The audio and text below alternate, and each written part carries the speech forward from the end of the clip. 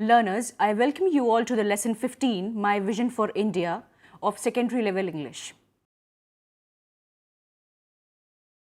Speeches and addresses given by national leaders of the country, especially given on the occasion of national days such as Independence Day or Republic Day, are meant to inform the nation about what the country has achieved so far and what is aimed for future.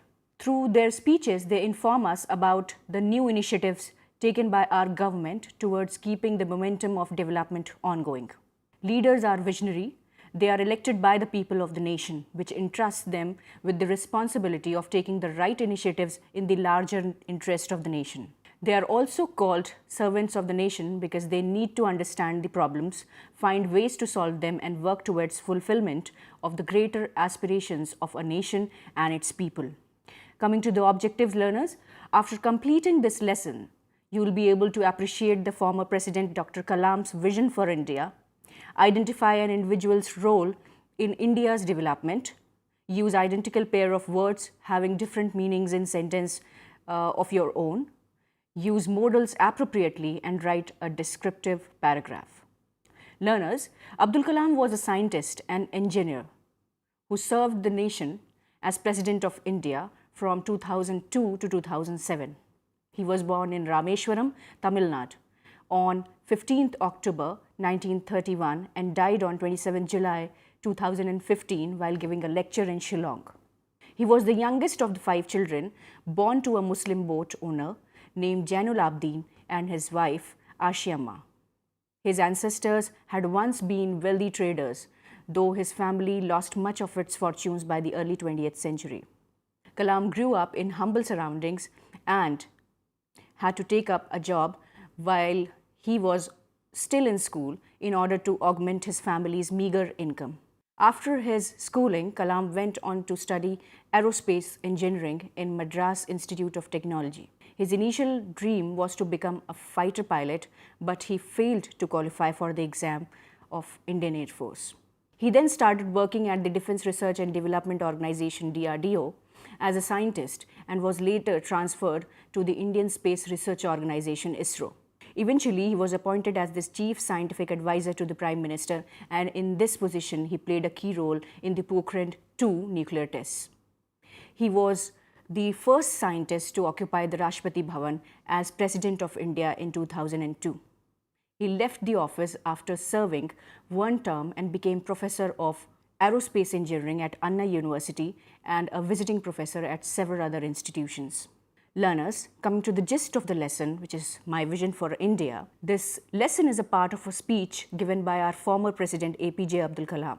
In his address, the former president gives us a brief glimpse of what India's past has been during the past 3,000 years. India was invaded by various countries and communities. Each time, the invaders looted our riches, wealth, culture, learning, etc., and deeply impacted our minds. He tells us how to value freedom and preserve it. In his speech, he gives us 3 visions which he has for India.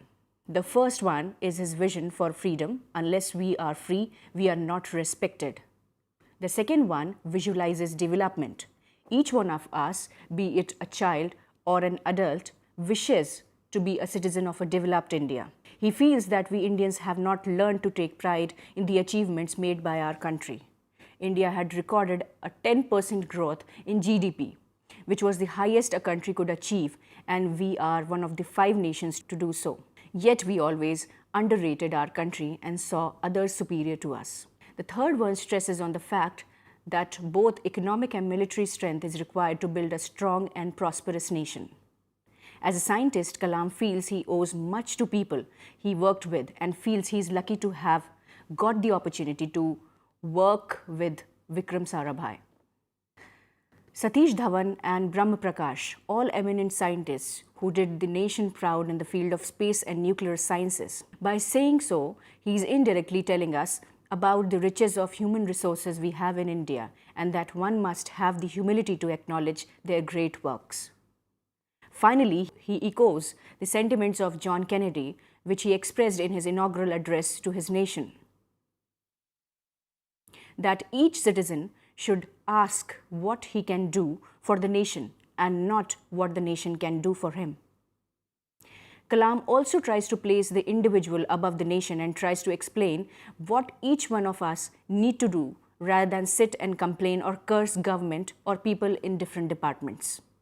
A nation is made up of individuals, and those that hold different portfolios are first citizens of India and then whatever status they hold. Learners, now read the lesson part 1, 15.2.1. Read from the lines, I have, two will respect us. In this section, Kalam tries to explain his first vision for India and explains how we lost our freedom time and again. He advises that we keep our freedom and develop our country, for if you are not free, no one will respect us. At the outset, Kalam says that he has three visions for India. As we all know, President Kalam was a visionary and a scientist. He wanted India to become a leader in every way, so he talks about shaping India for future. He first talks about the past 3,000 years. During these years, India has been invaded by various tribes and countries. Every time we were invaded by invaders, tried to not just capture our land, but also tried to conquer our minds and change our mindset. From Alexander onwards, the Greeks, the Turks, the Mughals, the Portuguese, the British, the French and the Dutch all came, looted our country and took over what belonged to us as Indians. Despite experiencing this, we Indians never tried to invade any country and loot them. We have never grabbed any land, nor have we tried to change the culture of country, of any nation. In short, we have never tried to force our way of life on them. Kalam explains why it is so.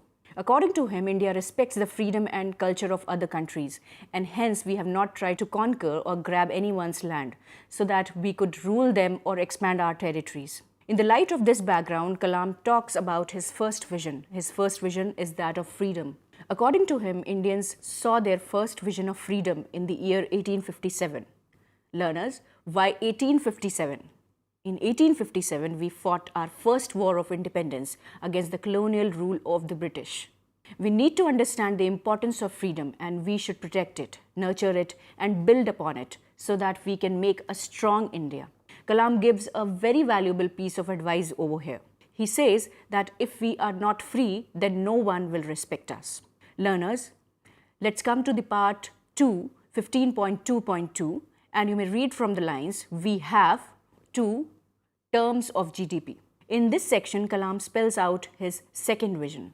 He goes on to explain what India has been able to achieve so far. The economic condition of the country at the time he wrote this article was showing a 10% growth in most areas of economic activities.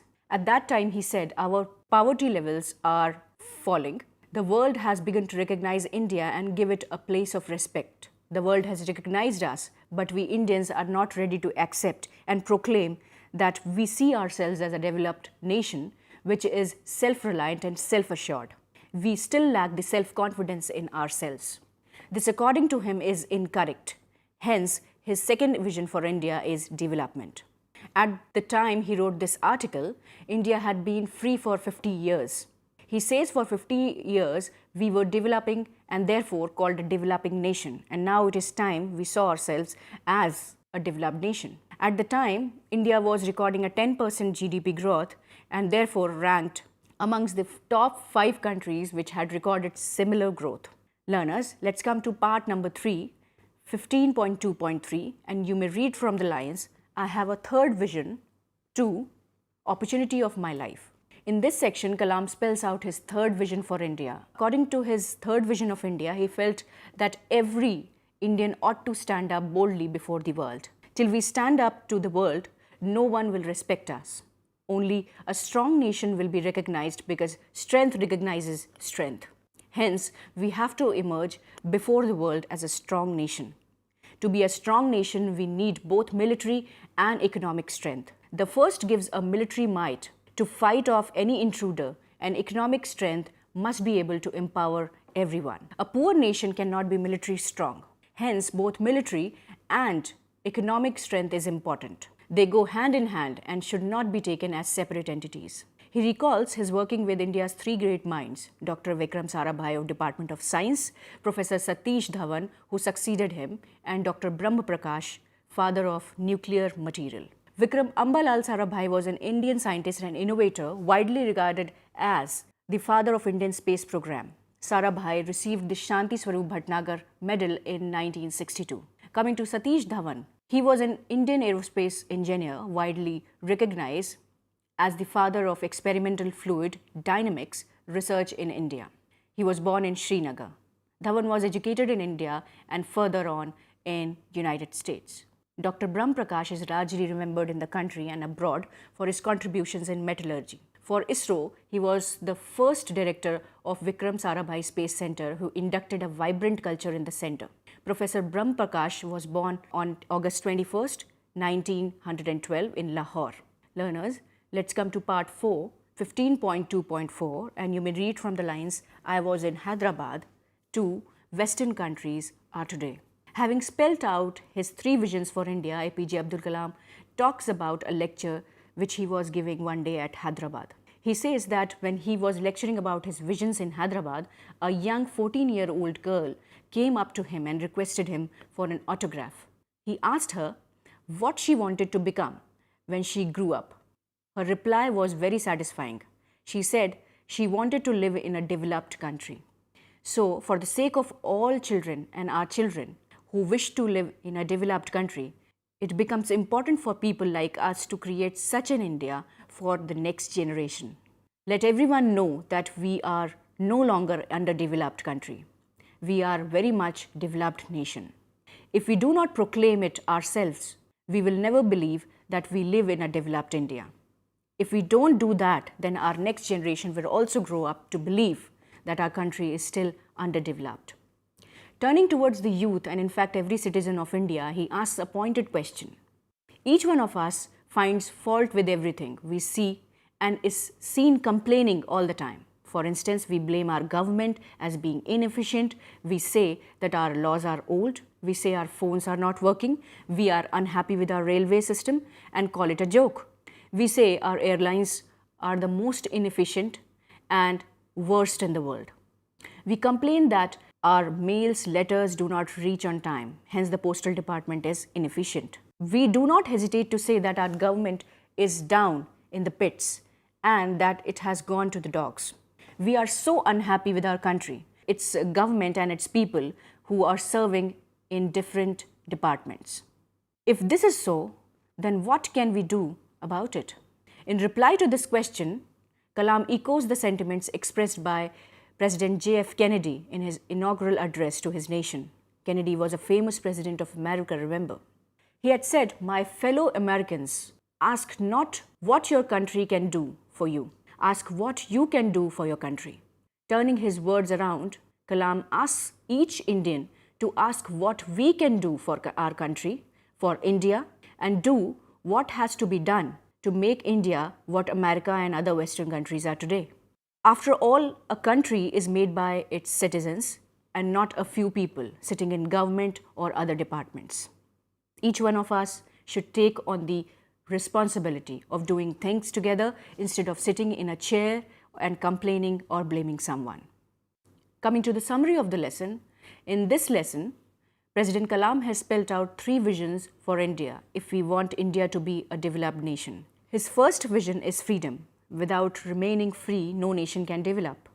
He reminds us that in the last 3,000 years, we have been invaded many times, and each time by an outsider who came, not only looted us, plundered our wealth, but also tried impacting our culture by changing our mindset. It is only when we are free that we can build a strong nation. His second vision concerns development. He reminds Indians that India's economic growth has been recorded at 10%, which is an ideal measure of one's economy. Besides India, there are only 4 more countries which can boast of this rate. If we are amongst the top 5 countries, then how we are not ready to accept it ourselves? Why do we lack the confidence to say so? The world has recognized us as developed, but we underrate ourselves and keep calling ourselves as underdeveloped. His third vision is that of economic and military strength. Both need to grow hand in hand. Only then we can preserve our freedom. Military might is required to keep enemy at bay, and economic security for a nation is very important. Only then our country and its people can become rich, strong and empowered. Finally, he gives an example of a girl who approached him for an autograph at Hyderabad, where he was giving a lecture. He asked the girl what her goal in life is. She answered by saying that she would like to live in a developed country. Kalam is rather shocked at hearing this. The child is not at fault. When grown-up citizens of India lack the courage to admit that they are living in a developed country, then how can we expect our children to share the same belief? All that we have done so far in the last 50 years since independence is to indulge in blame game, criticize everyone, and pass derogatory remarks about our country. He reminds the nation that it is the duty of every Indian to ask himself what he or she can do for India, rather shift the responsibility on someone else. Indians need to first acknowledge that they are living in a developed country. When our own faith is strong, we will not let others make us believe that we are like dogs. We will live with pride just as citizens of other developed countries do. Let's come to the section vocabulary building. The first word is vision. Vision means a dream, a goal. Second word, invaded. Invaded means attacked. Third word is grabbed. Grabbed means took hold of. Fourth word is enforce. Enforce means to put in force. Next word is nurture, which means take care of. Next word is lack, which means not have. Next word is self-reliant, which means independent. Self-assured means confident. Proclaim means declare. Inefficient means incompetent. Garbage means rubbish. Learners, let's come to the section grammar. What is homophone? The word homophone is used to describe a word that sounds the same as another word, but that has a different meaning. It comes from the Greek words homo, meaning same, and phone, meaning voice. The two words may be spelled differently, but adding some difficulty, they can also be spelled the same. The potential for confusion for native and non-native speakers alike is unfortunately great. Coming to homophone, all words and phrases that sound the same but have different meanings. Homograph, words that sound and are spelled the same but have different meanings. Homonym, words that have the same spelling but a different meaning. Heterograph, words that sound the same but are spelled differently and have different meanings. Multinym, words that sound the same but have more than two different meanings and spellings. On the subject of multinyms, it may surprise you to learn that in English there is one instance of a multinym with no fewer than 7 variations, all sounding the same but meaning different things. There is also one instance of 6 variants, 2 of 5, 24 of 4 and 88 of 3. Some of the variants are archaic words. Archaic are old words that are not used anymore. So you need not concern yourself with them. Let's come to the common examples of homophones. Homophones are those words which you are likely to meet with in either day-to-day conversations or in your academic work. There are too many to include all of them, but these examples should at least help you with some of them and stand as a warning that English language has plenty of pitfalls for you to be aware of. For example, there, there. The first one's spelling is T-H-E-R-E. The second one, T-H-E-I-R. The third one, T-H-E-Y''R-E.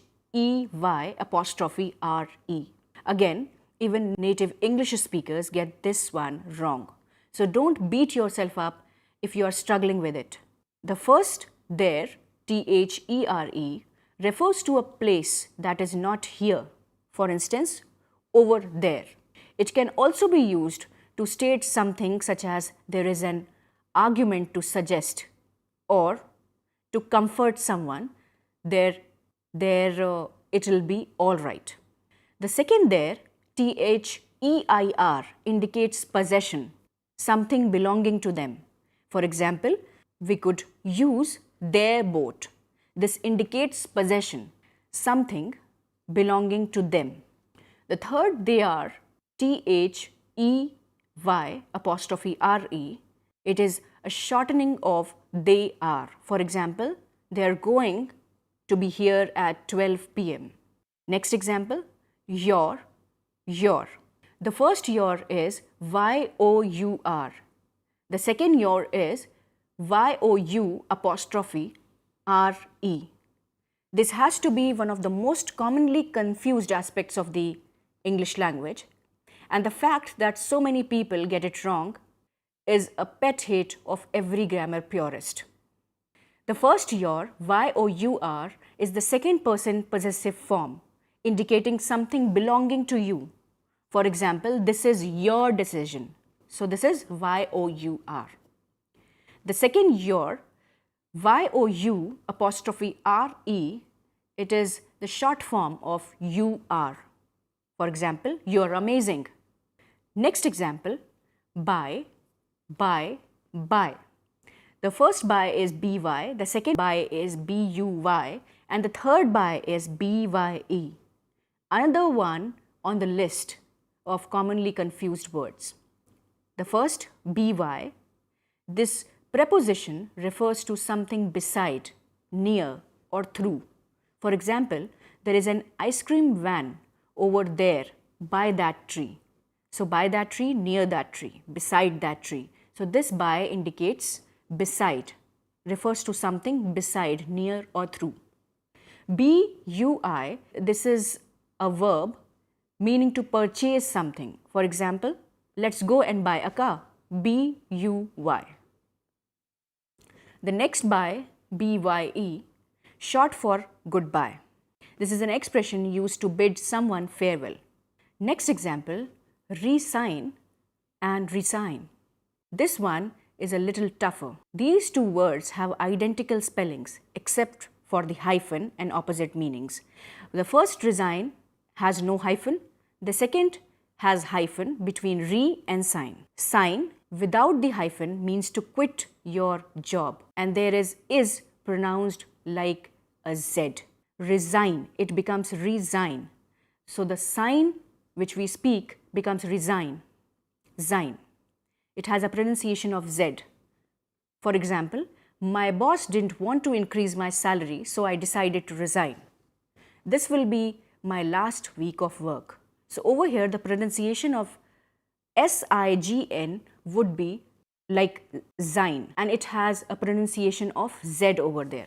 Coming to resign with the hyphen means to sign a contract again or sign something again, and it is usually used where you have decided to stay in your current job.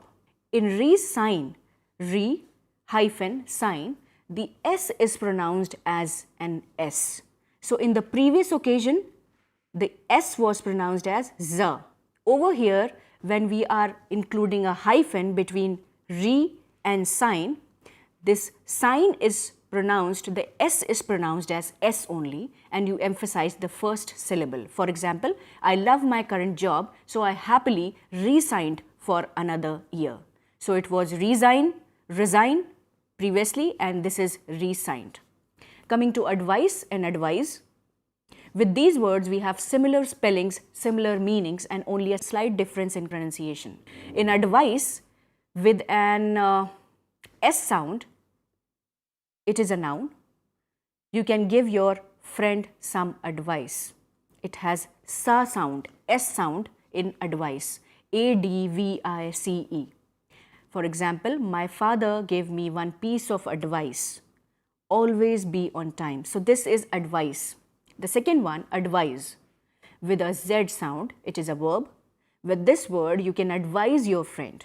The meaning of two words is basically the same. She advised me to invest my money more carefully. So the first one has sa pronunciation, the second one has za pronunciation, that is Z. Disinterested and uninterested. Many native speakers use these two words with the same meaning, bored or not interested. That's certainly the meaning of uninterested. but it's not the meaning of disinterested.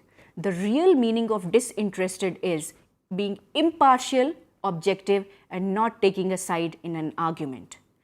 A judge hearing a court case should be disinterested, but definitely not uninterested. In uninterested, you are not interested in the whole issue. But in disinterested, you are objective and impartial. For example, the children wanted to play outside and were very uninterested in doing any studying. Second example, sometimes a stranger can make a disinterested and fair decision more easily than a family member. So disinterested over here is being impartial and objective. Learners, try to know the differences and don't get confused. Knowing the differences makes it easier to avoid mistakes, especially when you're speaking English. Most people won't notice if you mix up these similar sounds. But when you are writing, you should look out for those words and be careful that you are using the correct form. Learners, remember to double check your spelling and think about the situation you are in. Did you say something nice to someone? That was a compliment, compliment. It means to express admiration, and not compliment, complement. That means to complete or make a whole. The first one is a compliment which has PLI. The second one has PLE in the spelling. So you should be aware of the difference. Notice whether you are resigning from the job or are you re-signing. Being aware of the differences in the context can help you avoid mistakes. Learners, I hope you understood the above section. Let's come to the modals. Modals, also called modal verbs, modal auxiliaries, are special verbs which behave irregularly in English.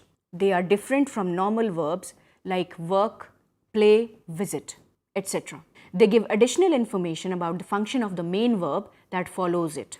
They have a great variety of communicative functions.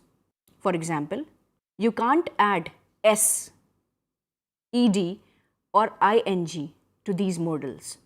They never change their form. They are always followed by an infinitive without to.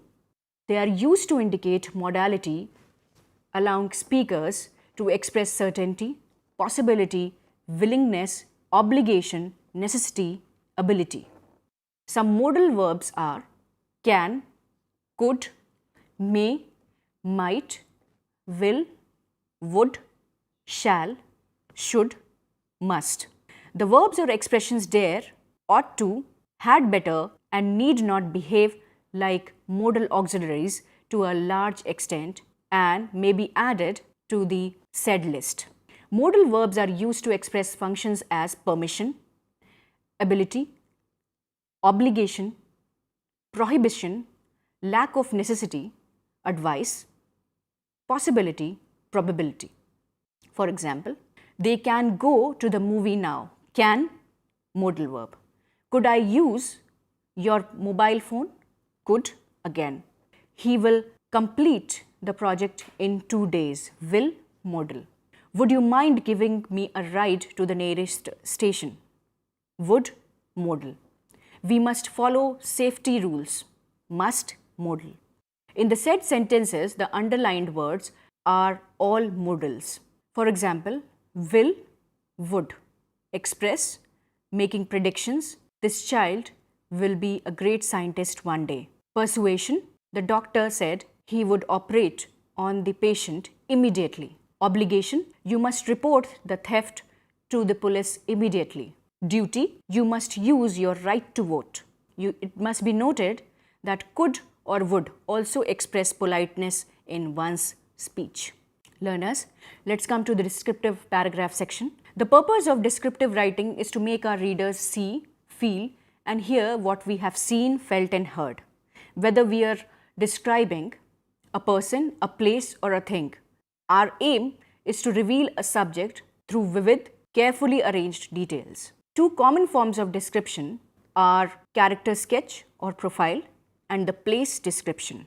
Let me tell you 3-step method for organizing a descriptive paragraph. Number 1, Begin the paragraph with a topic sentence that actually identifies your prized belonging and briefly explains its significance to you. Next, describe the item in 4 or 5 sentences using the details that you have listed after probing your topic. Number 3, finally, conclude the paragraph with a sentence that emphasizes the personal value of the item. There are various ways to organize the details in a descriptive paragraph. You may move from the top of the item to the bottom or from bottom to the top. You may start at the left side of the item and move right, or go from right to left. You may start with the outside of the item and then move in, or go inside to move out. Choose one pattern that seems best suited to your topic and then stick to that pattern throughout the paragraph.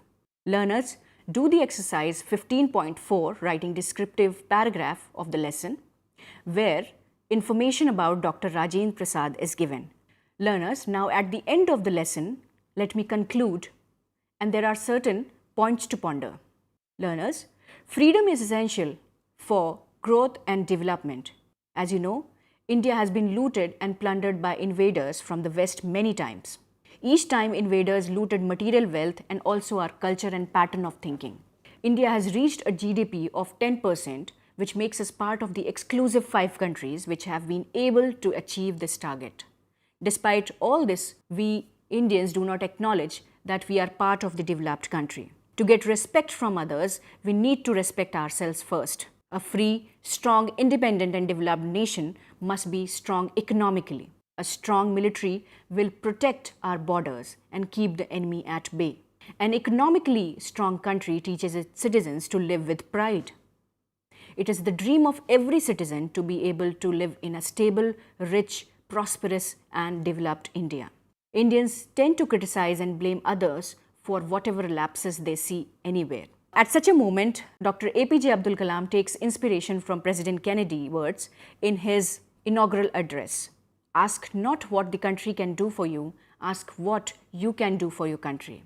The onus for maintaining freedom, development and confidence lies with each and every citizen and not a chosen few sitting in different departments. If we all do our work well, there is no reason why we should fail. Learners, I hope that you have understood the lesson well. Each lesson of secondary level English needs your undivided attention before writing the exam. Best of luck. Thanks.